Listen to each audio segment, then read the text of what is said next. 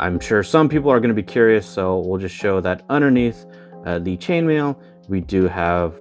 So Arnold Schwarzenegger is one of the most popular actors in the world. We know he started as a bodybuilder, but it wasn't until he was Conan the Barbarian that he really became really well known. That was followed up with Conan the Destroyer in 1984, and then in 1985 they released a film called Red Sonja. Red Sonja was a character originally created by the same person that created Conan the Barbarian. So what's cool is that Marvel actually had the rights to make a comic book based on Conan the Barbarian, and within the comic books, the writer at the time used the character of Red Sonja from the original author's works to create a new version of Red Sonja. So the version that you see in the movie is actually based on the comic version and is not just its own creation, which is something that we see from time to time of, when they do a spin-off, that they're trying to just keep the momentum of that world and the characters going because it's so popular. Because that was something that I didn't know. I actually always thought that Red Sonja was like Conan's cousin or something like that, because like Batwoman is actually Bruce Wayne's cousin. So that's kind of weird, but I thought it was kind of a similar thing, but it's not. So that's cool. So with that in mind, a few months ago, I saw some people posting about pre-orders for a character named Vampirella, who I've also pre-ordered, as well as Red Sonja. When I did some research, I found that there is a small company called Executive Replicas that is a part of creating this figure. I got this just the other day. This is a Red Sonja figure. There are a handful of Red Sonja figures out there, but not a ton. And so even though I have just a passing knowledge of Red Sonja, I thought it would still be cool to do this because I do think, Conan is still an interesting property. And I know that Arnold Schwarzenegger is actually still seriously interested in creating a third Conan movie where he would be like old King Conan type of thing, which sounds like something I would definitely watch. But this Red Sonja is based on the comic books. And I mean that there are current Red Sonja comic books right now by a company called Dynamite Entertainment. If you've not heard of them before, they've been around for some time, and they have characters like this, and they've done like the Green Hornet as a comic book. They've done all kinds of other characters that aren't like the typical superhero Marvel DC type of stuff. So this Red Sonja figure is a work by a company called Executive Replicas, as well as a creator called Loose Collector. And so I thought that this would be a cool thing to check out because one, I know a little bit about Red Sonja, but I'd like to know more. But also I'm really interested in seeing what a smaller company can do that the likes of Hasbro and McFarlane are either unable to do or unwilling to do or not. Maybe this isn't a great figure compared to what we can get from the typical Hasbro McFarlane stuff. So let's take a closer look. So this is how I got her right out of the box from Entertainment Earth. Obviously we don't need the bag anymore. And the first thing that's kind of funny to me in this is that it's front heavy because they put the figure here, and so it's not really centered, so it doesn't really want to totally stay standing up. So in a store that they have shelves and they don't have hangers, then this would not do super great on the shelf. Anyway, in terms of the actual box art, it does look good. I've seen this before because when I was doing the research, this is the image that they use on the Wikipedia page. It's a good picture, so that's fine. I'm reasonably confident that these are all coming from the comic books. Here's the other side. Here's the back side. We have a description, and it talks about what the accessories are that it comes with. Like I said, it's Executive Replicas and Loose Collector. From what I can find, Executive Replicas on their website says that they've been around since 2006. I'm not super sure about how long Loose Collector has been around, but it seems to have been some time. My one gripe about the artwork is that I don't know how well this comes off on video, but it kind of looks like they downloaded the image off the internet themselves and then put it on their packaging to print out. Kind of the way an image would look if a Chinese company like scanned the box and then printed it out. Kind of like how it looks in my Batman NECA 1989 comparison video where I show the difference between the Chinese knockoff and the official one. This one doesn't look too bad, but I mean, it's not that it looks bad per se, but it's just like they clearly didn't have like the original digital file, or if they did, then it's not as high quality as I was expecting it to be. The art itself is really nice. I was just thinking that maybe they'd have kind of direct access, and all of them are kind of like that. So like you can kind of see it's a little like pixelated. And then this side is kind of more of a similar issue to the front, but it's not as noticeable. Otherwise, the box isn't something like Mezco where it's like super nice, where you'd actually, potentially even like keep it in the box like that. It's not display level quality, kind of like the NECA gargoyles type of stuff, or really any of the NECA stuff where they have a window and a fold. Not that it's bad, but just something to consider. The inside box has this like blue flame effect looking thing. I like this better than the McFarlane already, because in the McFarlane one, she would have like each limb and then her head and torso wrapped with a plastic wire kind of thing too, that they all have to be cut off. Same with all the accessories, and then the leg would have been bent in some weird way where then it gets warped over time inside of the packaging too. It's nicer than the current Marvel Legends stuff where everything is bagged up, because we get to see everything. So overall, I appreciate that it's just this, right? Because this will lift up and it's just in there. So it's not even taped in or stapled in or anything kind of crazy like that. So it makes it easy to put back in the box in case you are the type of collector that likes to pull out, display, take some pictures, and then put it back in. I'll do a shot of the whole thing and I'll put it on screen rather than just trying to show you on video. So like I said, she was originally a character in the Conan the Barbarian comic books by Marvel Comics. She showed up in Conan the Barbarian number 23, which was in February 1973. Looks good. The detail on that boot looks really nice. Like that, because she's not wearing just kind of regular boots. She wears these kind of like soft, leathery, kind of cloth-like boots that I've seen in, old movies. What's really cool is the thigh swivel is kind of built into the design, so that when you do want to turn, that it really doesn't break, the flow of what we're seeing. So that's really nice. The chainmail looks really good. It's a nice color. It's a nice texture. All that's there. I'm sure some people are going to be curious, so we'll just show that underneath the chainmail, we do have kind of like underwear. Obviously, that's probably not accurate to the fictional, era and time period, but there are going to be people out there curious, so there's that. All of you see, except for the shoulder stuff here, is molded directly in, so nothing is like attached other than, I guess, well, the chainmail is also attached, so my bad there. But the belt things here, the gloves, these leg parts, the boots, everything else is actually part of the mold. So I think it was a reasonable decision not to have waist swivel, because the designer didn't want to, have it flat across like that, and that would really break up everything in a way that would not look nearly as good.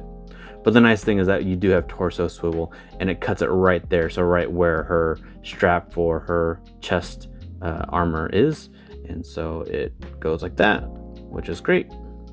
That's quite a bit of articulation too. I'd say that's even more than what we see on other Marvel Legends figures. And so she was in the comic books published by Marvel between 1973 and 1986.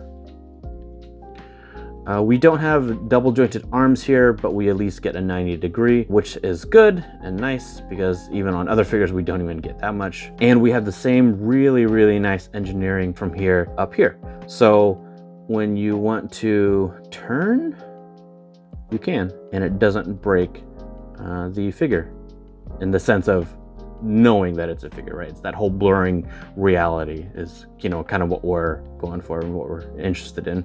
The gloves have the same type of design as the boots, where it's this nice kind of like wrinkled, not fully flat look, and it's nice that they even go as far as to do it in the fists too.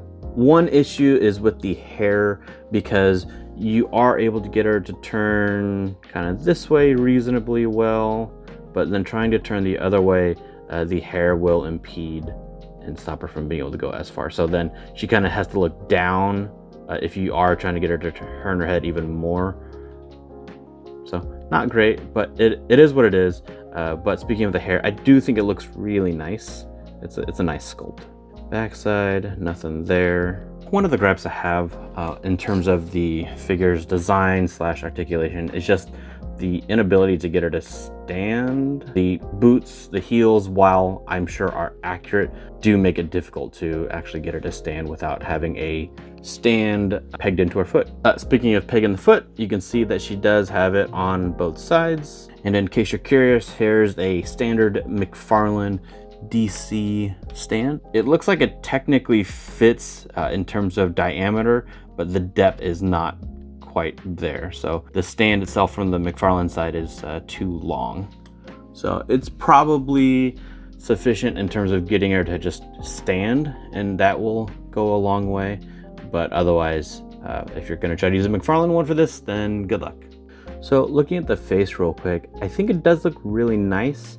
I'll also put up a side-by-side of the promo shots that they have. So obviously the face on the promo shots looks better. They were able to take a lot more time and detail to make it look nicer, but this still looks really good for this being the actual production quality of the figure.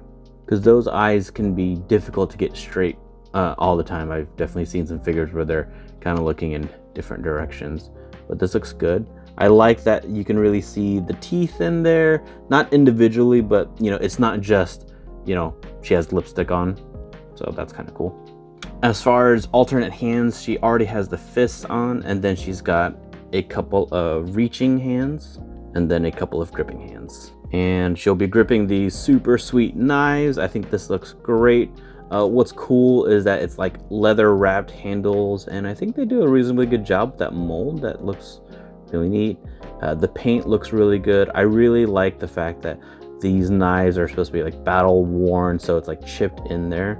That's really cool. And they both appear to be pretty much the same exact mold. I don't think they did two separate molds for these guys. We've got a super sweet axe that she can handle as well. The color looks really nice on that. It's a nice kind of gunmetal gray. Again, we've got the wear in the axe because she's definitely using it. And this really neat spike on the end that would definitely hurt a whole bunch if you got hit by this thing. Really cool accessory. And here's her sword. I don't think it's a special sword in terms of like it's like story-wise a unique thing that gives her any kind of special anything. I think it's just a really cool looking sword because she's basically supposed to be the best sword fighter, maybe toe-to-toe with Conan type of thing. But that's really nice looking. I think the detail in there looks really good. Handle is nice, some detail in the pommel, and I like the grooves in here. That's really neat looking. She was originally a Marvel character, but that ended in 1986 effectively. And in 2005, that's when Dynamite Entertainment took over and started publishing Red Sonja comic books. And she's been in her own solo series since then. The knives fit just fine in there. I have no concern that the knives would be stretching out the hands in any kind of bad way like I have with other manufacturer figures. So in the Red Sonja movie, she was played by Bridget Nielsen. If you aren't familiar with the Red Sonja movie, then number one, I would recommend that you get familiar with that. But number two, you might actually recognize her from the Rocky IV movie, as she was one of the Russians. The nice thing about the hands is that they are designed to go kind of up and down rather than side to side that way. That way she can hold the axe with both hands properly. This is something that a lot of the Legends figures lack, the ability to do something like this. So over the years, Red Sonja has crossed over with Spider-Man, Witchblade, Conan obviously, but she's also teamed up with Tarzan, Vampirella, and both Red Sonja and Vampirella actually crossed over into the Archie universe, meeting Betty and Veronica. So she's definitely done some things. I think she looks great holding the sword. I think my only gripe altogether is that I wish we would have gotten an alternate head. She is a warrior and she should have a head that has a fierce or an angry head or anything that shows that she would be fighting. I can't imagine she'd be smiling all the time while in a fight. I mean, obviously it's possible, but that seems unrealistic to me. So here's Red Sonja sitting on the Dark Knight Returns horse. That was the Build-A-Figure for the Dark Knight wave. And I think she looks really good. The horse is definitely just a tiny bit big for her, but I don't really collect horses. I did want this one, but this is all I have that I can show you. But I think she looks really good in there. Holding the sword looks good. She's holding it to the reins, so that looks really good. Here she is next to a couple of Marvel Legends females. These are kind of the typical sized females for the Marvel Legends line. And you can see that even though her legs are spread a bit apart, just so I could pose her better, she still ends up being a little bit taller than the two females right here. Here she is next to She-Hulk. You can see that She-Hulk does end up being a decent amount taller, as well as just all around a larger figure, but that makes sense for She-Hulk. Here she is next to Modular Iron Man. You can see that they are effectively the same height. Here we have her next to Classic Hercules, and they actually look pretty good together considering, you know, they're kind of characters from a similar-ish era. Hercules does come out to be just a little bit taller than Red Sonja. Here she is next to Red Hulk, and this is an interesting comparison just because the most recent run of Savage Avengers actually had Conan, and on the team was Agent Anti-Venom, who would kind of like Hulk out in certain issues. So I thought it'd be fun to kind of pair them in that way. Red hair, Red Hulk, something like that. Here she is next to McFarlane Batman Azrael. And of course, if you don't know, the McFarlane line is a 7-inch scale, and I do believe that the Red Sonja is supposed to be the 6-inch scale, which is why it pairs so well with the Marvel Legends stuff. So who is this for? It's priced at $69.99, so it's not exactly an impulse buy, so you'd have to seriously consider how much you know about the character, or how much you care about the character, or how much you like the engineering. And I would say I don't know much about the character, but having the figure gets me more interested in knowing more. I think I'll probably check out some of the comic books now. I think I really like the engineering. There's maybe a few things that I think would be nicer, like the double jointed elbows, but I don't think that takes away from how good the rest of it is. I think the one major gripe that I do have is the lack of alternate head. Like I said, she should have another head that, you know, shows her, you know, in a kind of a battle face. And I think that would really put it over the top in a good way for me. At about 70 bucks, it is a lot of money, and I get it. I paid for this out of pocket myself because I wanted to get the figure, do a review, see what a smaller company could do, and I think they did a lot. I think they did quite a lot. And I think that the price kind of reflects that. With that said, if Dynamite Entertainment or Executive Replicas wants to sponsor me, then I'm definitely in the market for that. Otherwise, I am happy that I got it. I am excited for the Vampirella figure to come as well, to kind of see how that one compares. I have a little bit more familiarity with her than I do with Red Sonja. And otherwise, I'd actually really like to know what you know about Red Sonja, and or if you're interested in getting the figure herself. And I will otherwise see you in the next video here.